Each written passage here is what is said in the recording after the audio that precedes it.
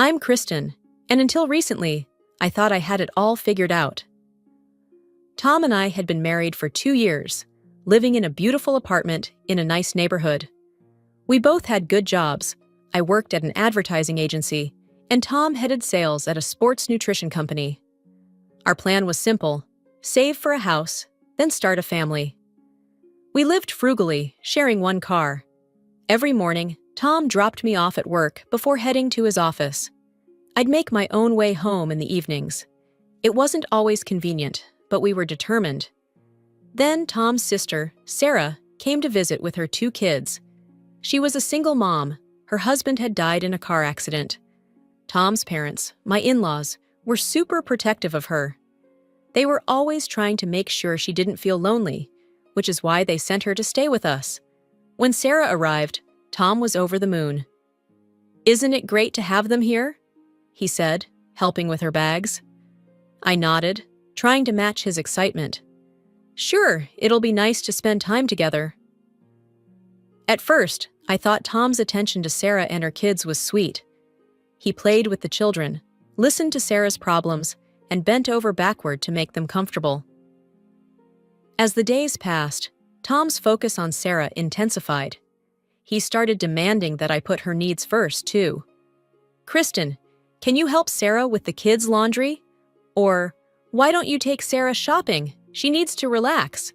I was exhausted from work and now had to cater to Sarah's every whim.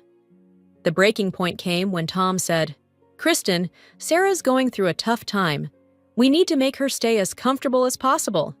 Can't you be more understanding?" I stared at him, disbelief washing over me. "Tom, I'm trying, but I'm tired too. I work all day, then come home to cook and clean for everyone. I need a break too." He frowned, clearly unhappy with my response. "Sarah's a single mom. She needs our support. You should be more sympathetic." As I watched Tom fuss over Sarah and her kids, a sinking feeling settled in my stomach. This wasn't just a visit anymore. Something had shifted, and I wasn't sure I was going to like where it was heading. Days turned into weeks, and Sarah showed no signs of leaving. I was exhausted, both mentally and physically. After long days at the ad agency, I'd come home to cook for everyone and clean up the mess. Tom's constant criticism was wearing me down. "Kristen, Sarah doesn't like spicy food. Can't you make something else?" Tom complained one evening. I bit my tongue, fighting back tears of frustration. "Tom, I'm doing my best. I'm tired too, you know. Sarah's with the kids all day. She's exhausted and has no time to cook," he shot back. I took a deep breath, trying to keep my cool. "I understand that, but—" "No buts, Kristen. We need to support her." I nodded silently, not wanting to start another argument. I got it. I really did. Sarah was going through a tough time, both mentally and physically. But I was tired of Tom's unfair reproaches. I couldn't wait for things to go back to normal. One evening, as I was scrubbing dishes after dinner, Tom dropped a bombshell. "Kristen, we need to talk," he said, leaning against the counter. I dried my hands, bracing myself. "What's up?" "Sarah's thinking of looking for a job here in the city," he said, a hint of excitement in his voice. I froze. "Oh? That's unexpected." "Yeah, isn't it great? But here's the thing," he continued, not noticing my discomfort. "I think you should quit your job and take care of the kids in the house." The dish I was holding slipped from my hands, clattering in the sink. "What? You can't be serious." Tom frowned. "Of course I am. Sarah needs to work, and someone needs to watch the kids." I couldn't believe what I was hearing. "Tom, I'm not quitting my job to take care of someone else's children. That's not fair." "Fair? What's not fair is expecting Sarah to manage everything on her own," he snapped. I took a deep breath, trying to stay calm. "Okay, let's think about this. Where is Sarah planning to live if she gets a job here?" Before Tom could answer, Sarah walked into the kitchen, a smile on her face. "Oh, didn't Tom tell you? I'll be living here, of course, with my amazing brother.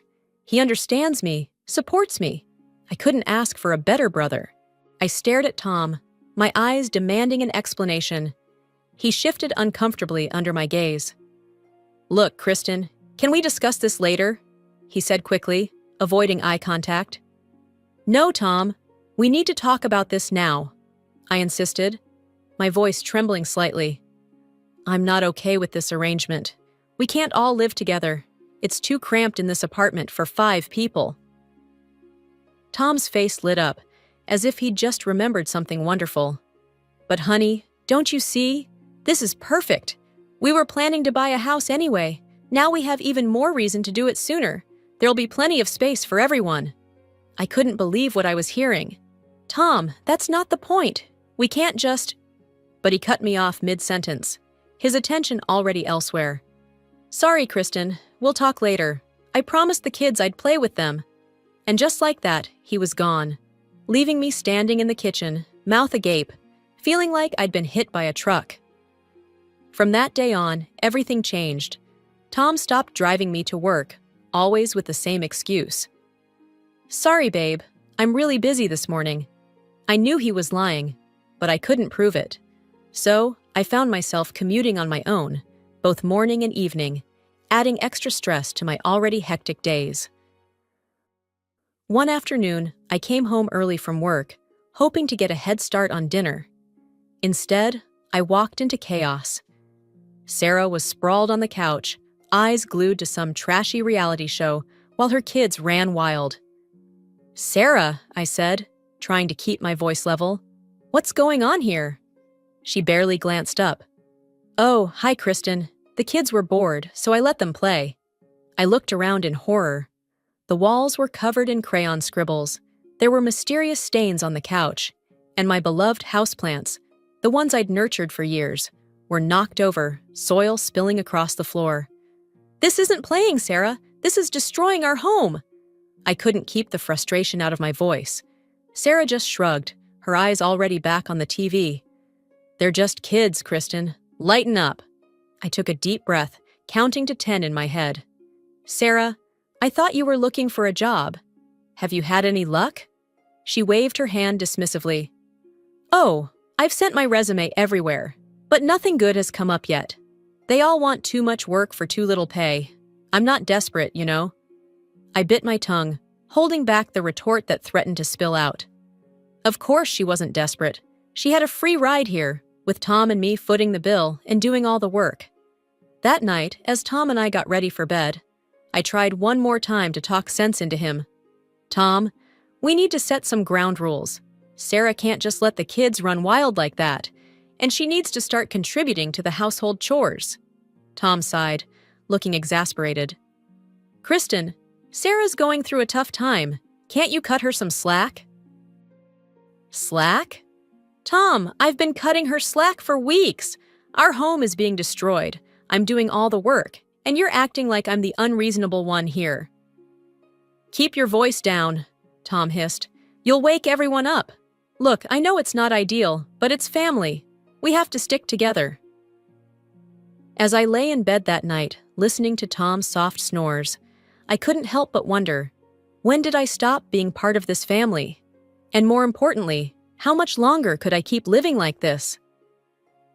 As days turned into weeks, the situation at home only worsened. Tom seemed oblivious to the chaos his sister and her kids were creating. Whenever I tried to establish some order or ask the kids to clean up after themselves, Sarah would run to Tom with complaints. "Tom," I overheard her one evening, her voice dripping with fake concern, "I don't think Kristen likes the children. She's always yelling at them, forcing them to clean. They're just kids, you know?" I waited for Tom to defend me, to point out that basic tidiness wasn't child abuse. Instead, I heard him sigh heavily.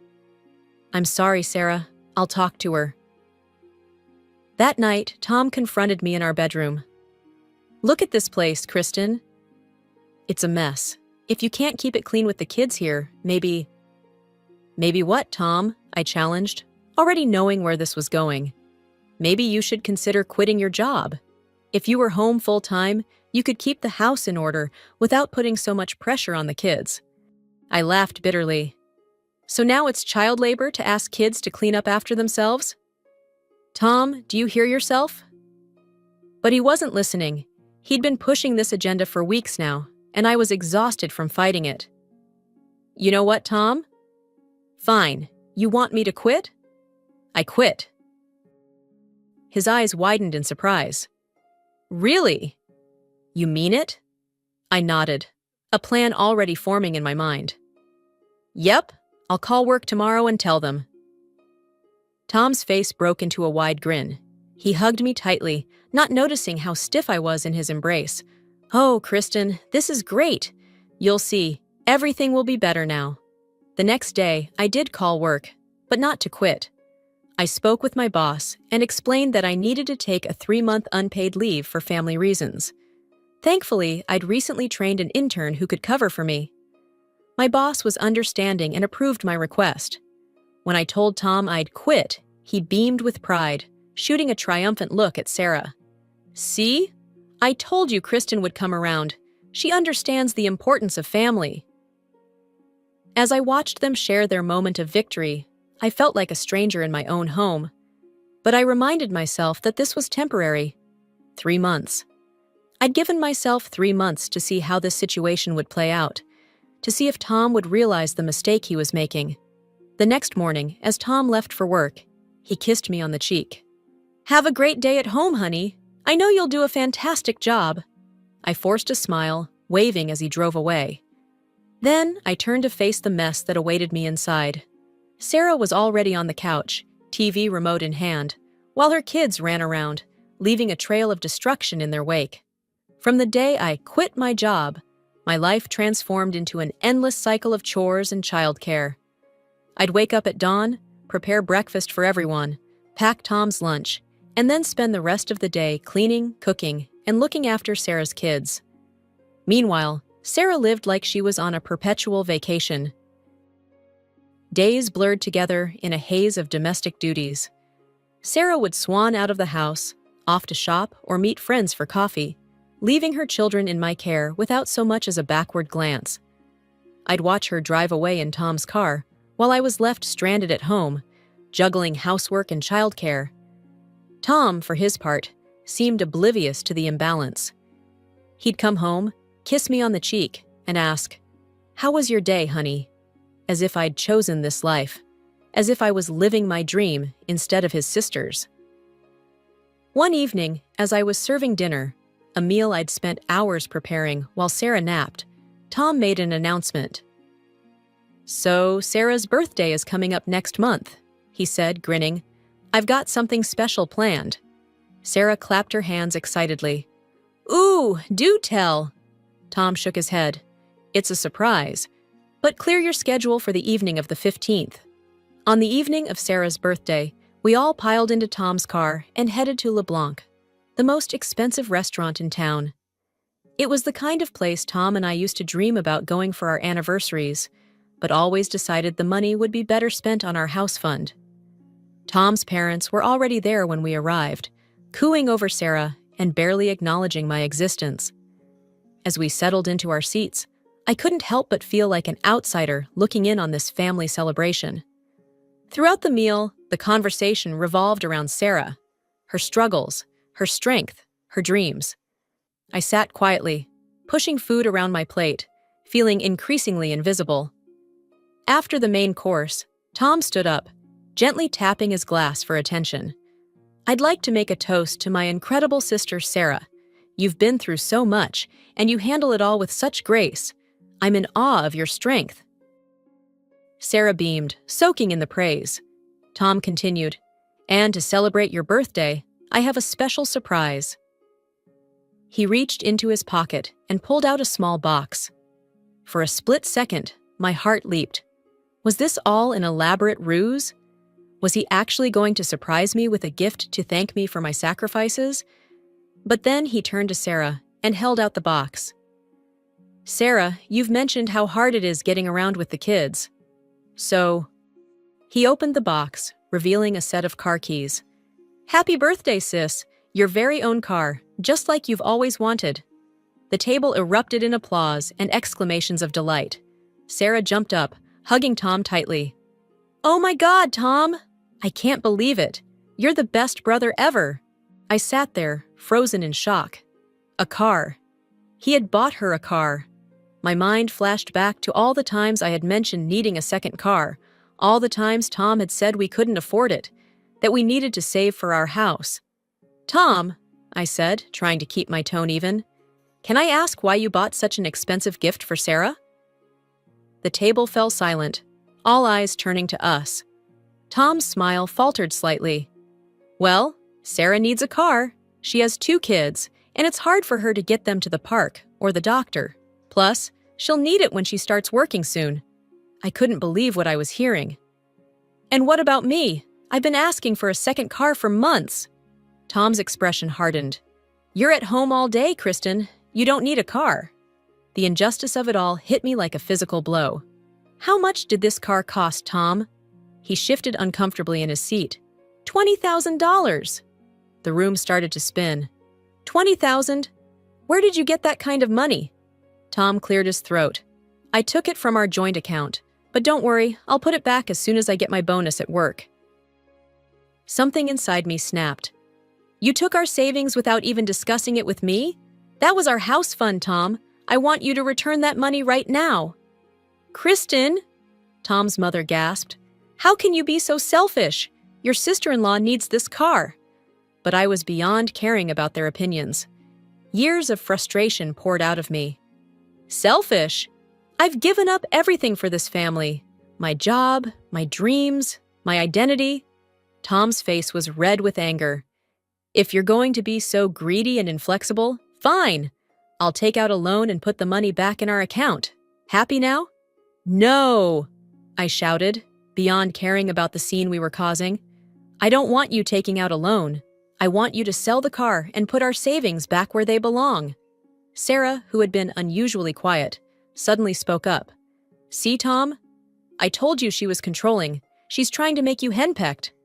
Tom's parents nodded in agreement. "Kristen," his father said sternly, "you need to learn your place. Tom is the head of the household." I felt like I was drowning, surrounded by people who didn't see me as a person, just an accessory to their perfect family narrative. Tom stood up, his chair scraping loudly against the floor. "That's enough, Kristen. You've ruined everyone's evening with your behavior. Don't you know how to act in public?" Tears stung my eyes, but I refused to let them fall. I stood up, grabbing my purse. "I'm leaving." "Good!" Tom shouted, no longer caring about the other restaurant patrons staring at us. "Get out!" "You ungrateful freeloader. I'm the one who earns the money in this family, and you should be obeying me. Maybe if you got a job, you'd have a right to an opinion." His words hit me like physical blows. I wanted to scream that I hadn't actually quit my job, that I was on leave, but the words stuck in my throat. What was the point? They'd already made up their minds about who I was.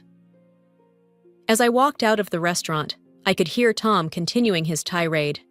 "She lives off my hard work and then has the audacity to question my decisions. Can you believe it?" The cool night air hit my face as I stepped outside, tears finally spilling over. I had never felt so humiliated, so angry, so done. I arrived at our apartment, my hands shaking as I fumbled with the keys. The nanny looked up in surprise as I burst in, tear-stained and disheveled. I went to our bedroom and pulled out my suitcase. With mechanical movements, I began packing my clothes, toiletries, and a few precious mementos. I left a note for Tom, brief and to the point. "I'm staying at a hotel. Don't try to contact me." The hotel room was small and impersonal, but it felt like a sanctuary. For the first time in months, I could breathe without feeling the weight of expectations and disappointment crushing me. Sleep eluded me that night. I tossed and turned, replaying the evening's events in my mind. By morning, I knew what I had to do. As soon as the law offices opened, I made an appointment with a divorce attorney. Sarah Garcia came highly recommended, known for her fair but firm approach. "Mrs. Johnson," she said, shaking my hand, "tell me what brings you here today." I poured out my story, the gradual erosion of my marriage, the financial betrayal, the public humiliation. Sarah listened attentively, taking notes. "Based on what you've told me," she said when I finished, "you have a strong case for divorce. Your husband's actions with the joint account are particularly concerning. Let's draft the initial paperwork." Over the next few days, I threw myself into creating a new life. I found a small apartment, not far from my office. I called my boss and explained the situation, asking to end my leave early. She was understanding and welcomed me back with open arms. As I settled into my new routine, I hoped for an amicable divorce. I wasn't out for revenge, I just wanted what was fair. I suggested mediation to Tom, thinking it would be the quickest and least painful way to end things. "I'm not asking for much," I told him during our first session. "Just return the money you spent on Sarah's car, and we'll split the remaining joint account 50-50. Tom scoffed. "Return the money? That car was a gift to my sister. You're being ridiculous." The mediator tried to intervene, but it was clear Tom wasn't budging. After 3 fruitless sessions, I realized we'd have to go to court. The next few months were a blur of legal meetings, paperwork, and court appearances. Tom fought me every step of the way, painting me as a gold digger trying to rob his poor sister of her much-needed vehicle. Finally, after what felt like an eternity, the judge made her ruling. The court finds that Mr. Johnson's use of joint funds to purchase a vehicle for his sister, without the consent of his spouse, was illegal. Mr. Johnson is ordered to reimburse Mrs. Johnson for half the value of the vehicle, as well as legal fees. I felt a wave of relief wash over me. It wasn't about the money. It was about justice, about having my voice heard and my rights recognized. Tom's face was a mask of fury as we left the courthouse. "I hope you're happy," he spat. "You've gotten your pound of flesh, you greedy, petty woman." Over the next few weeks, Tom complied with the court order, transferring the money to my account. I later learned he'd had to take out a loan to cover it, but I couldn't bring myself to feel guilty. He'd made his choices, and now we both had to live with the consequences. 3 months after the divorce was finalized, I had settled into a comfortable routine. My small apartment had become a haven, filled with peace and the simple joys I'd forgotten during my tumultuous marriage. I'd rekindled old friendships, thrown myself into my work, and even started a small herb garden on my balcony. For the first time in years, I felt like myself again. It was a quiet Sunday afternoon when I heard an unexpected knock at my door. I wasn't expecting anyone, so I approached cautiously and peered through the peephole. My heart skipped a beat when I saw Tom standing there, looking disheveled and anxious. For a moment, I considered pretending I wasn't home, but curiosity got the better of me, and I opened the door. "Kristen," Tom said, his voice hoarse. "Can we talk?" I hesitated, then nodded, stepping aside to let him in. He looked around my apartment, taking in the cozy, organized space. "You look good," he said softly. "The place looks nice." "Thanks," I replied, my guard up. "What brings you here, Tom?" He sank onto my couch, running his hands through his hair. I messed up, Kristen. I see that now. I came to apologize and, well, to ask for your help." I sat in the armchair across from him, waiting silently for him to continue. "I lost my job," he blurted out. "The company downsized, and I was let go. I'm still paying off the loan for Sarah's car, and I'm barely making ends meet. Sarah, she refuses to sell the car or get a job. Says she's not ready yet." A part of me felt a twinge of satisfaction at hearing this, but I pushed it aside. "I'm sorry to hear that, Tom, but I'm not sure how I can help." He looked up at me, his eyes pleading. "The apartment is a disaster. Sarah doesn't clean, and the kids are out of control. The landlord's threatening to evict us because of the noise and mess. I realize now that you were right about everything. Sarah's not just going through a rough patch, she's taking advantage. And I let her." I sat there, taking in his words. The vindication I felt was bittersweet. Yes, I had been right. But at what cost? "Kristen," Tom continued, his voice breaking, "I know I don't deserve it, but I was hoping maybe we could start over." I've learned my lesson. I miss you, miss us. Maybe with your help, we could fix things.